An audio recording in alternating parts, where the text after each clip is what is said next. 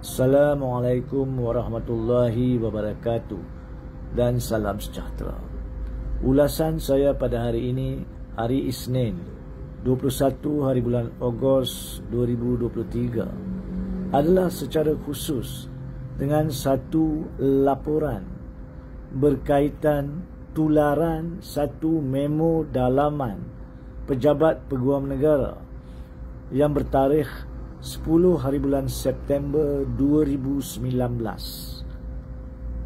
yang secara khususnya adalah berhubung dengan penelitian dan rekomendasi yang kononnya telah dibuat oleh satu pasukan yang mengetuai pendakwaan kes IPIC, iaitu 6 pertuduhan pecah amanah yang dibawa terhadap Najib Razak dan Irwan Siregar sejak tahun 2018 di Mahkamah Session, yang kemudiannya telah dipindahkan ke Mahkamah Tinggi Kuala Lumpur dan masih menunggu perbicaraan bermula. Apa yang menggusarkan berkaitan dengan laporan tersebut adalah bahawa sekiranya betul kandungan sebanyak 12 muka surat itu, maka ianya mengatakan secara ringkas antara lain, yang pertama, bahawa tidak ada apa-apa asas kukuh di dalam kertas siasatan berkaitan 6 pertuduhan IPIC itu sebelum kedua-dua mereka dituduh di mahkamah. Yang keduanya, ianya juga telah pun menilai kesemua 136 kenyataan yang diberikan oleh saksi-saksi dan mengatakan melalui penilaiannya tidak ada sebarang kes yang mencapai tahap yang perlu, bukan sahaja untuk memperolehi suatu perintah prima facie, iaitu untuk pihak tertuduh memasuki pembelaan, malah tidak mencapai satu tahap yang membolehkan pertuduhan dibuat.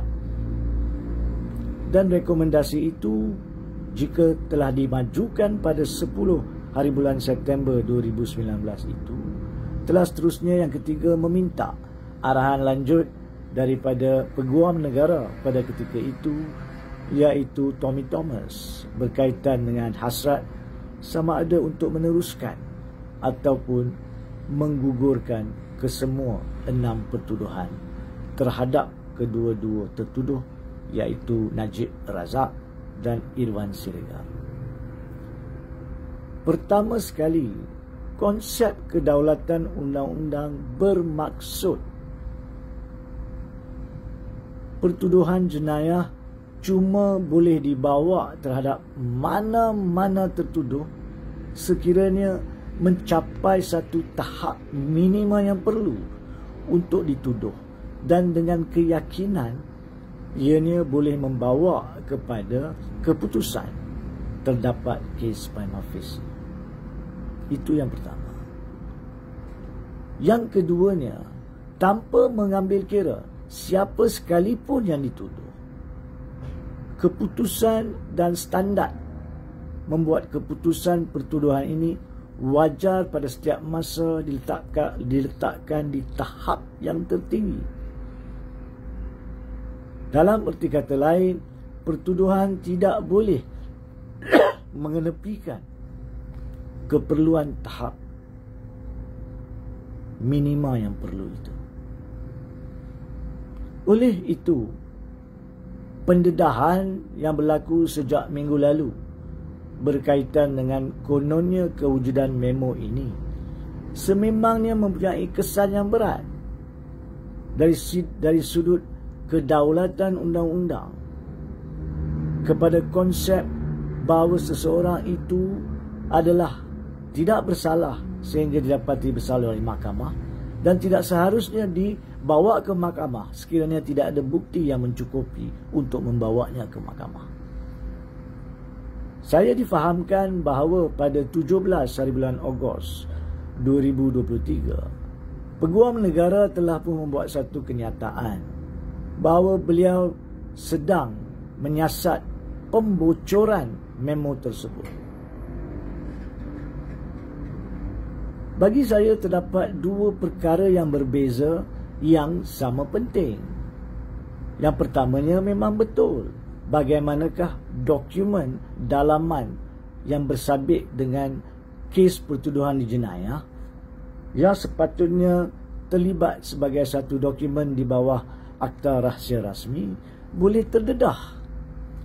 Tetapi yang sama penting, malah lebih penting adalah sekiranya kandungan dokumen itu betul, maka apakah keputusan yang telah dibuat oleh Pejabat Peguam Negara pada 10 September 2019 dan selepas itu, iaitu selepas memo itu dihantar kepada Peguam Negara Tommy Thomas dan disalingkan kepada Ketua Pendakwa Raya pada masa itu, Manoj Kurop.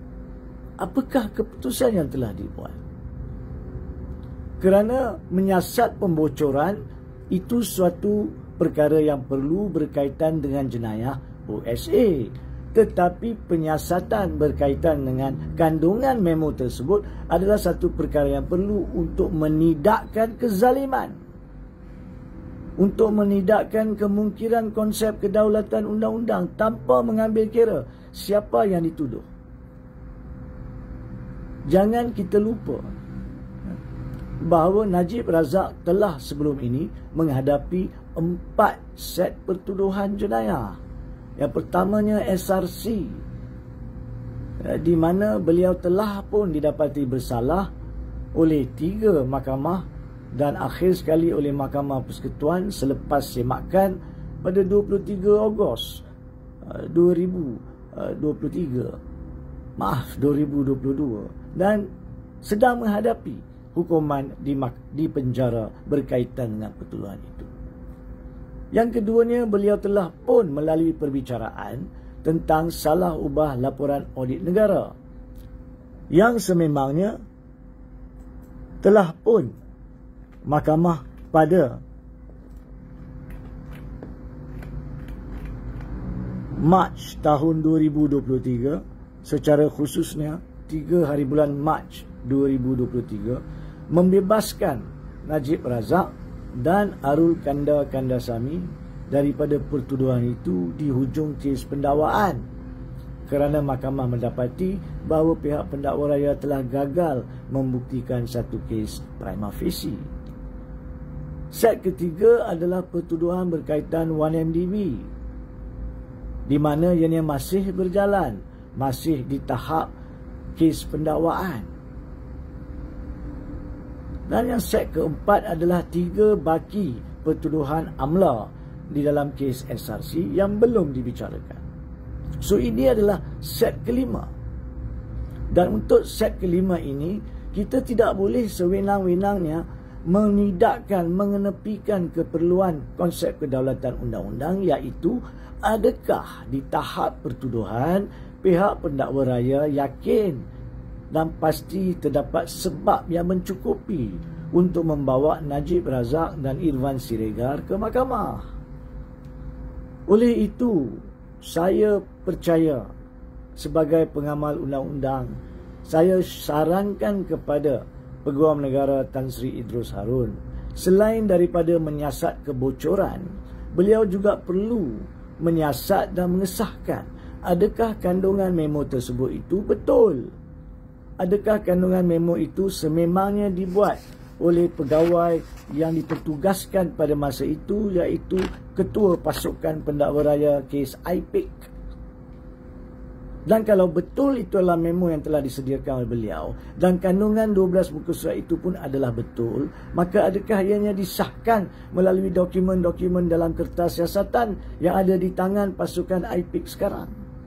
Jika kesemuanya itu betul, maka sememangnya Najib Razak dan Irwan Siregar berhak meminta untuk Pejabat Peguam Negara, secara khususnya Tan Sri Idrus Harun, untuk membuat satu kenyataan berkaitan dengan sama ada pertuduhan 6 pertuduhan IPIC akan diteruskan ataupun tidak.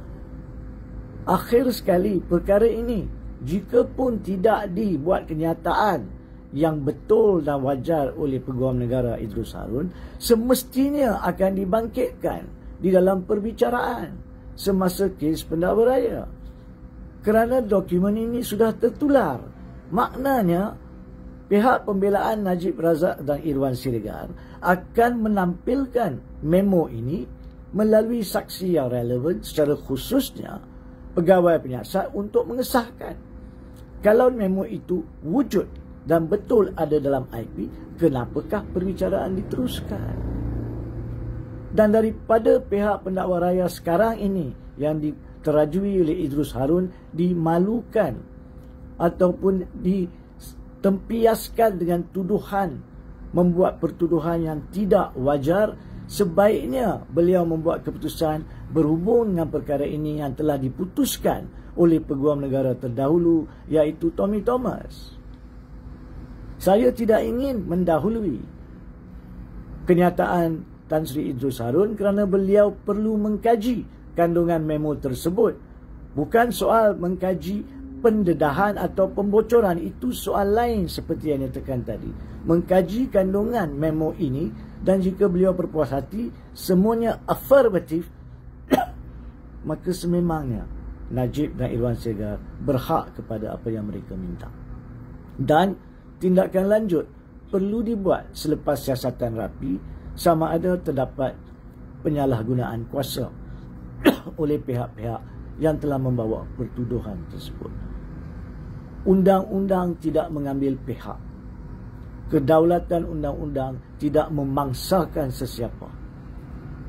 Isu politik tidak langsung memainkan peranan di dalam sistem perundangan dan kehakiman.